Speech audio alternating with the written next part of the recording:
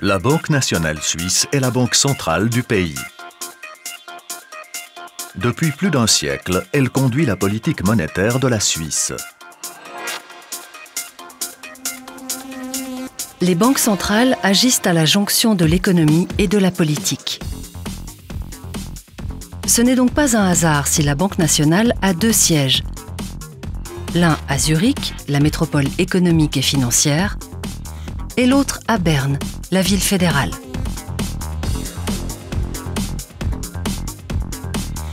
Le bâtiment de Berne est voisin du palais fédéral. La Banque nationale n'en jouit pas moins d'une grande indépendance. Une indépendance qui est ancrée dans la loi en vue de préserver l'institution de toute influence politique. Ainsi, la Banque nationale ne peut accepter d'instructions venant de tiers pour la conduite de sa politique monétaire. En contrepartie, elle rend compte régulièrement de l'accomplissement de ses tâches à l'Assemblée fédérale. La direction générale de la Banque nationale prend les décisions de politique monétaire et représente la Banque nationale auprès des tiers. Ses 3 membres sont nommés par le Conseil fédéral.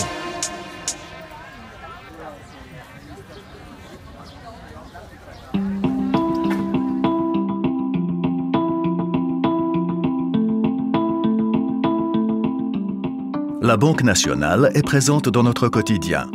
Son nom figure sur chaque billet de banque. La Banque nationale est elle seule a le droit d'émettre des billets de banque en francs suisses. La Banque nationale est tenue par la loi d'assurer la stabilité des prix. Elle doit empêcher que les prix augmentent ou diminuent de façon continue. En d'autres termes, elle doit lutter contre l'inflation et la déflation, afin que le franc garde son pouvoir d'achat et que nous puissions nous fier à la valeur de notre argent.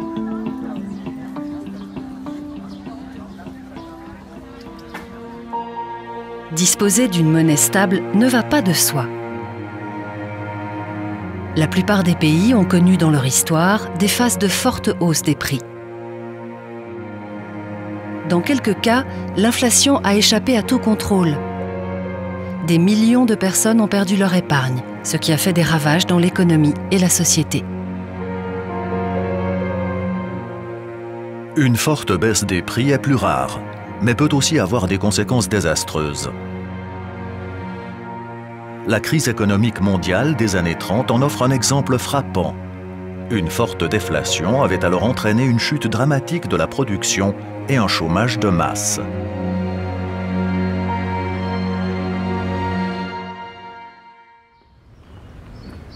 Comment la Banque nationale assure-t-elle la stabilité des prix? En agissant sur les taux d'intérêt, elle influe sur l'approvisionnement de l'économie en monnaie et en crédit. L'examen de la situation économique et monétaire, qui a lieu chaque année en mars, en juin, en septembre et en décembre, joue un rôle clé dans les décisions de politique monétaire de la direction générale.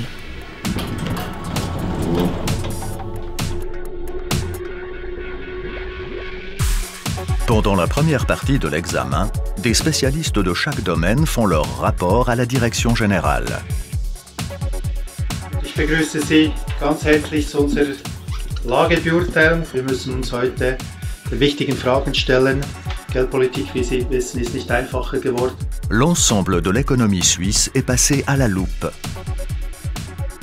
La direction générale demande un état des lieux concernant l'évolution de la production, de l'emploi et des prix. Comme la Suisse est étroitement liée au reste du monde, la conjoncture internationale fait elle aussi l'objet de discussions approfondies. Les analyses portent également sur l'évolution des taux d'intérêt, des cours de change, de la masse monétaire et des crédits. Les prévisions occupent une place centrale. Elles focalisent l'attention sur l'avenir, car les mesures de politique monétaire n'agissent qu'avec un certain décalage sur l'économie et les prix. Après la première partie de l'examen trimestriel, la direction générale se retire pour examiner en cercle plus restreint les différentes possibilités d'action et prendre la décision de politique monétaire qui s'impose. Plus concrètement, elle évalue s'il convient de durcir la politique monétaire, de l'assouplir ou de la laisser inchangée. Si la conjoncture est favorable et que la stabilité des prix ne semble pas menacée, la Banque nationale maintient sa politique inchangée. Par contre, si l'économie s'emballe et que l'inflation risque de grimper, elle durcit sa politique monétaire. Les crédits deviennent alors plus chers et la dynamique économique ralentit. L'inflation reste sous contrôle.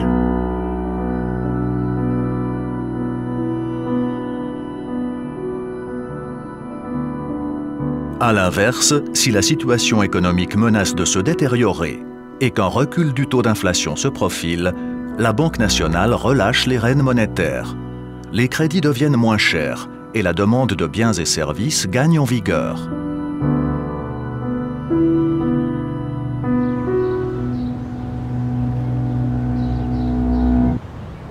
Comment la Banque nationale procède-t-elle pour assouplir ou durcir sa politique monétaire ?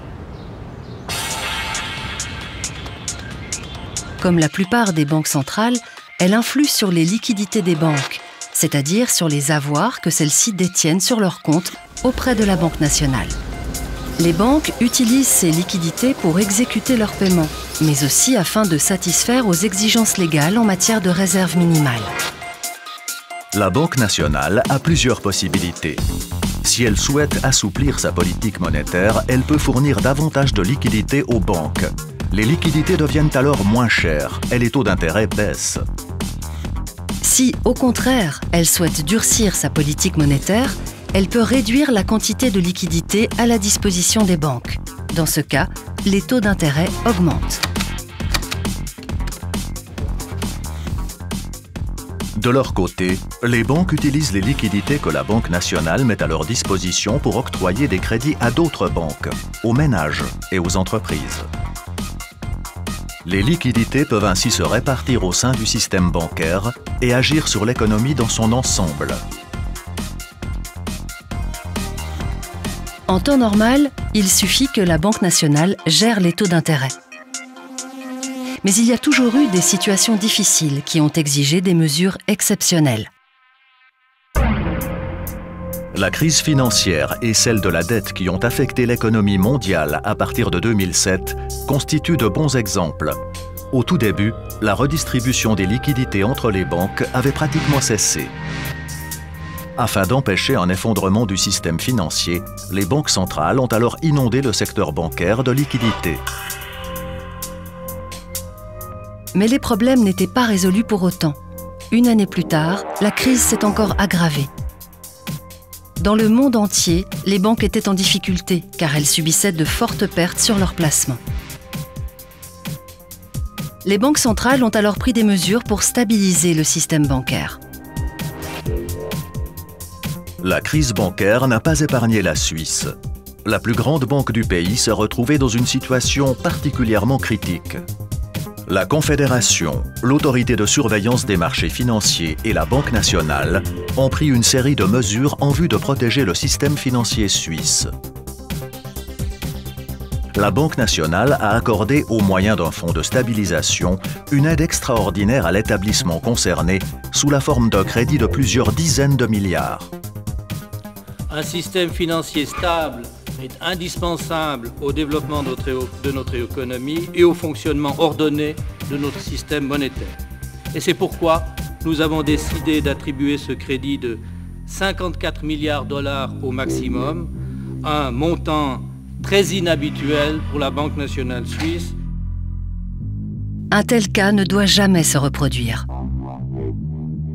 Depuis lors, la Banque nationale s'emploie, en Suisse comme sur le plan international, à inciter les grandes banques à augmenter leurs fonds propres et à mettre en place des plans d'urgence.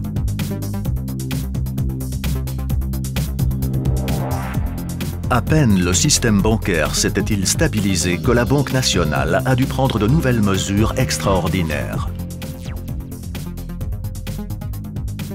En effet, les intervenants sur les marchés financiers étaient toujours plus inquiets concernant la viabilité des finances publiques dans de nombreux pays. Comme lors des précédentes périodes de forte incertitude, la demande de francs suisses s'est alors accrue. Le franc s'est considérablement apprécié, atteignant des niveaux inédits face à l'euro et au dollar des États-Unis. Cette évolution extrême menaçait de causer de graves dommages à l'économie suisse. C'est pourquoi la Banque nationale a décidé d'acheter de grandes quantités de devises pour freiner l'appréciation de notre monnaie. En septembre 2011, elle a même introduit un cours plancher vis-à-vis de l'euro. Sie toleriert ab sofort keinen Euro-Frankenkurs unter 1,20. La Banque nationale a ainsi stoppé la revalorisation du franc. Le cours plancher est resté en vigueur pendant plus de 3 ans. Durant cette période, l'économie suisse a repris pied et les marchés ont retrouvé confiance dans le dollar des États-Unis. Vers la fin de 2014, il devenait de plus en plus clair que l'euro continuerait de faiblir sensiblement face aux principales monnaies. On pouvait donc prévoir que le maintien du cours plancher nécessiterait des achats de devises répétés et très élevés. Aussi, la Banque nationale a-t-elle aboli le cours plancher de 1,20 franc pour 1 euro en janvier 2015. La politique monétaire doit être communiquée de manière claire et simple pour déployer les effets escomptés. Les décisions de politique monétaire de la Direction générale sont au centre de la communication de la Banque nationale. Elles sont portées à la connaissance du public par différents canaux, après l'examen trimestriel de la situation économique et monétaire. La préparation se fait dans la plus grande discrétion.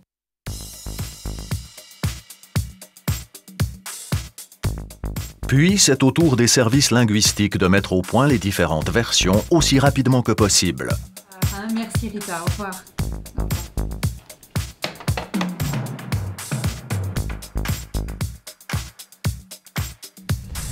Ah voilà, c'est arrivé. Là. La formulation est discutée en détail. Chaque mot étant pesé.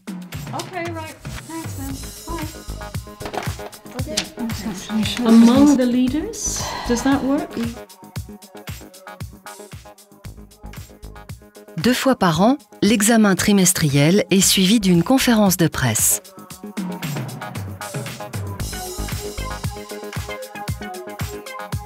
La Direction générale y invite des représentants des médias suisses et internationaux.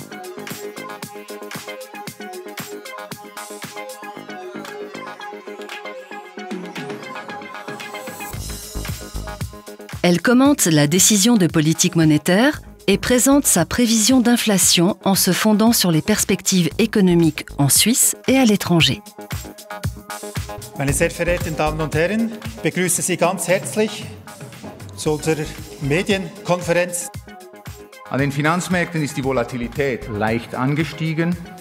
Zudem ging der Risikoappetit der Anleger zeitweilig zurück. Les conditions sont les mêmes pour tous, mais les effets peuvent varier selon les banques et les intervenants sur les marchés en fonction de leur bilan.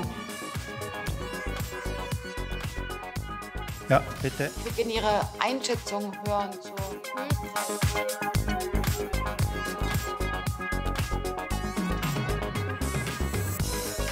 La conférence de presse offre à la Direction générale l'occasion d'entrer en contact direct avec les journalistes et de répondre à leurs questions.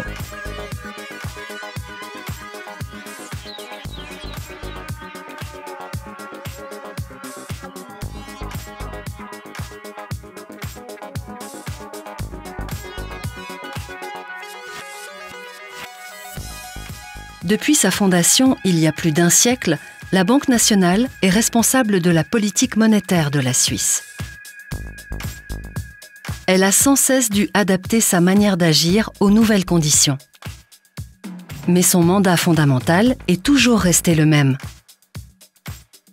Veiller à ce que notre monnaie demeure stable et conduire la politique monétaire dans l'intérêt général du pays.